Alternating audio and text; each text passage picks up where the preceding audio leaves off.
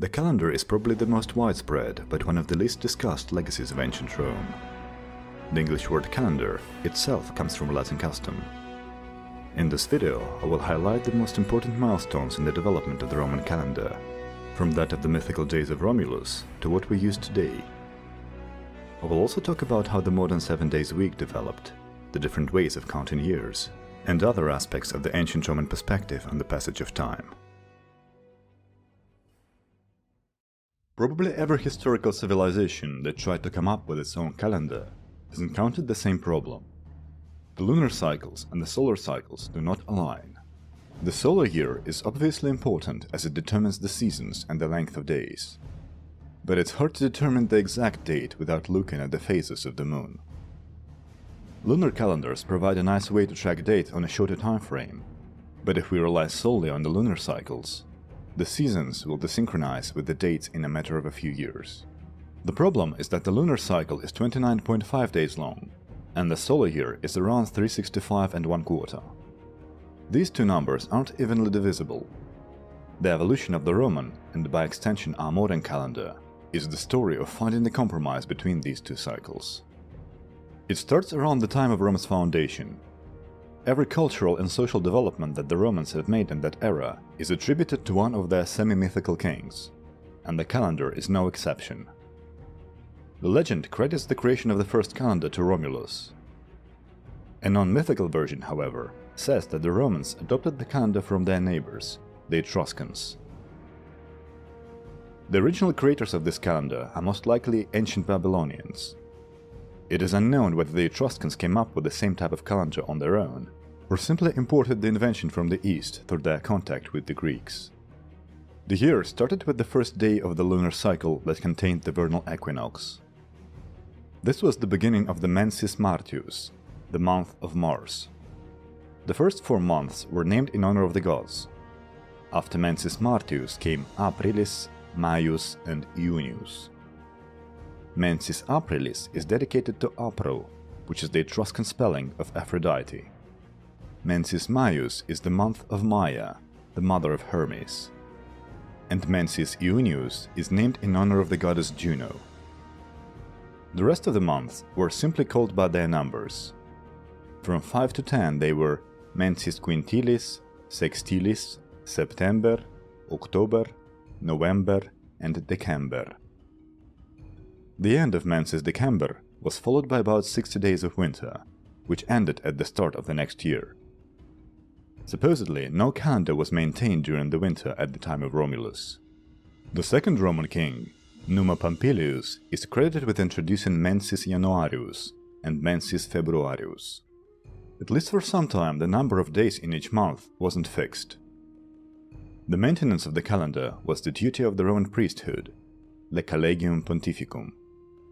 They were tasked with announcing the special days of the month, the calends, the nones, and the ides, or the ides. Calends, nones, and ides were originally based on the lunar calendar. Calends marked the first day of the lunar cycle, when the sliver of the crescent appeared in the night sky after the new moon. On the day of nones, a half of the lunar disk became visible. And the ides were the middle of the month, the day of the full moon. This placed calends on the first day of each month, nones around the 7th, and the ides right before the middle. The calends were the days of the payment of debts. The accounting books that contained the record of the debts were called calendaria, and are the source of the English word calendar. Sometime in the late Kingdom or the early Republic, the length of months became fixed. The normal year of this new calendar was 355 days long, equal to the lunar year. The Romans were superstitiously afraid of even numbers, so they tried to avoid making months with even number of days. Martius, Maius, Quintilis and Sextilis each got 31 days, and every other month except February got 29. Of course, you can't get 355 by adding 12 odd numbers, so Februarius had 28 days. Februarius was a month dedicated to the gods of the underworld, so it was acceptable for it to have an unlucky number of days. But this calendar year was 10 1/4 days short of the solar year. To fix it, the Romans introduced an intercalary month every second year. It was called Mensis Mercedonius, and it came after February 23rd. The length of this month was around 27 days. In theory, this system could work almost perfectly in 24-year cycles. First 16 years of the cycle had to follow 4-year patterns of common year, leap year with 27 days Mercedonius, another common year, and a leap year with 28 days Mercedonius. In the last 8 years of the cycle, the intercalary months should have all been 27 days, and in the final year, Mensis Mercedonius had to be skipped altogether. This system is described by later authors like Censorinus and Macrobius, and gives a very precise average of 365.25 days per year within a 24-year cycle. In practice, however, the calendar maintenance didn't go as smoothly. The intercalations had to be determined by the high priest, and the office didn't require any special education in astronomy. Very often in the Republican time, the calendar was subject to political machinations or simple human error. Some senators wanted their consular terms prolonged, or the terms of their opponents shortened. And some priests just messed up their duty because they didn't have a necessary understanding of the matter, or simply neglected it. It was a real problem for the Romans, because the calendar determined a lot in the course of business and politics. In 304 BC, Censor Appius Claudius introduced a reform requiring the priesthood to publish the calendar in advance. This reined in some of the pontifical corruption, but the priests still kept messing up the dates until the times of Julius Caesar, and even a couple of decades beyond. Publishing the calendar of the month meant not only determining its length, but also telling which days were the holidays, which ones were the business days, and which were suitable for the court activities. The list of the dates produced by the priesthood was called fasti, or sometimes feria. To read these calendars, you needed to know the meaning of each letter and their order. The first letter designated the weekday. The Roman Republic had an 8-day market week, which was adopted from the Etruscans. Confusingly, these weekdays were called nundinae, which can be roughly translated as the 9th day. The Romans counted things inclusively, that is, adding the endpoint of the interval to the length of interval itself. This custom could be a source of confusion not only to us, but to the Romans themselves, as I'm going to illustrate later. To designate the weekdays, the Romans used the first 8 letters of the Latin alphabet. This cycle regulated market activities and didn't have any specific religious significance. Next in line were the letters designating holidays and religious observances. You're already familiar with the calends, nones, and ides, which were observed every month, but there were also special annual festivals like Lupercalia, Neptunalia, and Saturnalia, or even special days for chariot racing, like Equiria. Non-holidays didn't have this kind of significance, and were listed by only 2 marks. First one for the market week, and the second one for the legal status. Legally, Roman days could have one of 5 types. Dies fasti, marked with the letter F, were the days when a Roman citizen could initiate legal action. During dies comitialis, elections and assemblies could be held. Both legal and political activities were forbidden on dies nefasti, which had letter N in the calendar. En meant the same type of prohibition, but only in the morning and in the evening. And a special letter, which looks like a combination of N and P, marked the religious holidays. To refer to the date in speech or in a letter, the Romans used the next upcoming marker day as the reference point. They counted back to it inclusively, so it would be something like the nth day before the calends or nones or ides. If something was to happen right before the special day, you were supposed to say pridie calendas nonas idus. Because of the Roman inclusive counting, the day before the eve of, for example, calends, was confusingly called the 3rd day before the calends, or ante diem tertium calendas. The whole month was thus divided into 3 parts. The first quarter was counted to the nones, the second quarter to the idus, and the whole of the second half was counted to the calends of the next month. As I've said earlier, the big problem of the Roman Republican calendar was the consistency of intercalations.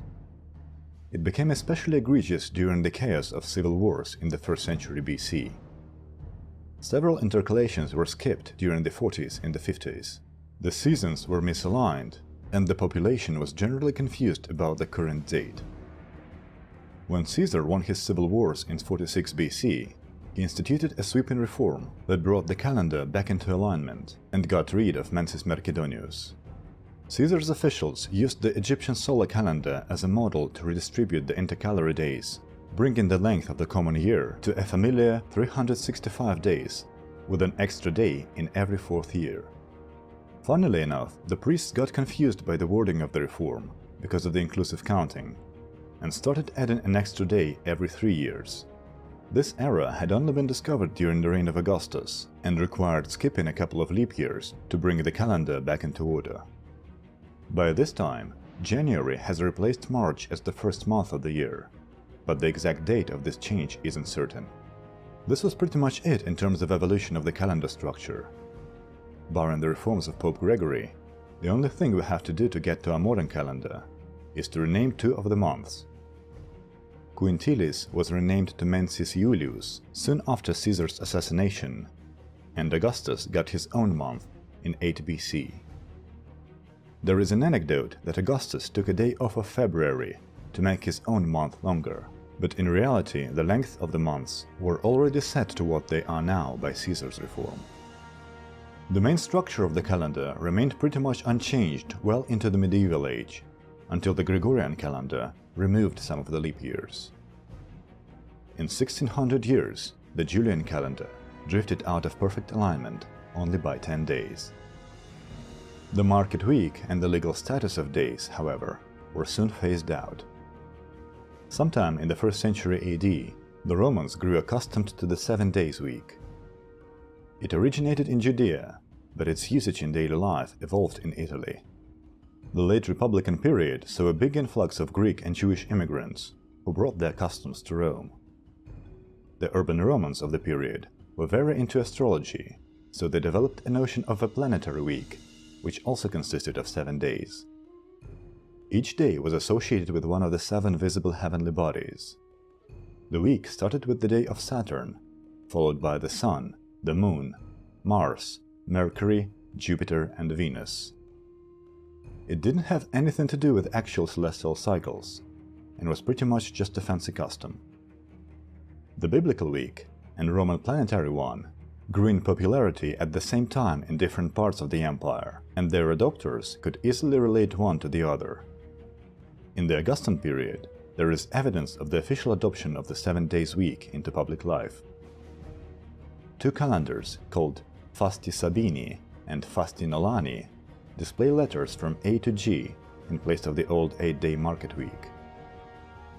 These are not from Rome itself, and not from regions with significant Jewish population, which suggests that the new custom already took root. This 7 days week gradually became more widely accepted in all of the empire. In 321, Constantine made every Sunday an official state holiday. It was a perfect fit for this purpose. Sunday was the day of worship for both the followers of sun god Sol Invictus and, of course, for the Christians, the 2 main religious groups on which Constantine relied politically. Last thing we should touch upon is the reckoning of years. There is a somewhat popular notion that the Romans used the foundation of the city in 753 BC as their start date. This was popularized during the Renaissance, when everything from ancient Rome was in fashion. Editors added AUC for ab urbe condita to the Latin manuscripts that they published to give them an impression of authenticity. In reality, the Romans rarely used this dating. They only did so for academic purposes, and in cases of cities' birthday celebrations. The date itself was calculated by Varro in the late 1st century BC, but using it for the reckoning of years never really caught on. Instead, the citizens of the empire continued to use the same consular dating system that they had during the Republican era. Every year was named after the pair of consuls, whose office started in the beginning of it. Considering how prominent Romans tended to have the exact same names generation after generation, this system soon became very clumsy, but the pull of tradition was too strong to change it. However, it didn't spread to all the corners of the empire. Some places, like Egypt, continued on with their native systems. Some emperors introduced dating based on their original years. Emperors Valerian and Gallienus were among the first to do so. Diocletian made the beginning of his reign an official empire-wide start date, and also introduced 15-year fiscal periods called the Indictions. Diocletian's legacy proved to be surprisingly resilient. Sources confirm that the Indictions were still being used during the 7th century, and the calendar based on Diocletian's era is followed by Coptic Church even today. The Christians called it the Era of the Martyrs, or Anno Martyrum, in honor of those who died in Diocletian's persecution.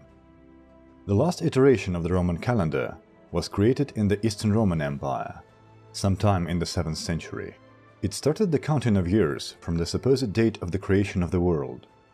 This was calculated to be September 1st, 5509 BC. So, in the Byzantine era, September replaced January as the first month of the year. Dates in Byzantine reckoning were called Anno Mundi, in the year of the world. The Eastern Romans used this calendar up until the fall of Constantinople. The Anno Domini era was never widely popularized in the Eastern Roman Empire, despite originating there. It became accepted by the papacy during the 9th century, and thus spread to the West. But the Eastern churches kept the foundation of the world as their start date, until Russia made the switch from AM to AD in the 1700s. So that's how the Romans co-opted, refined, and popularized different calendar systems, and shaped the one that we use today. It's been a long road, but we eventually arrived at one that makes sense. Waiting for the priest to publish a calendar for the next month and scheduling meetings on the 11th day before the calends certainly sounds very daunting. I hope you liked the video and learned something new. If you have any questions left on the topic, feel free to ask them in the comments. Thanks a lot for watching till the end, and I will see you in the next one.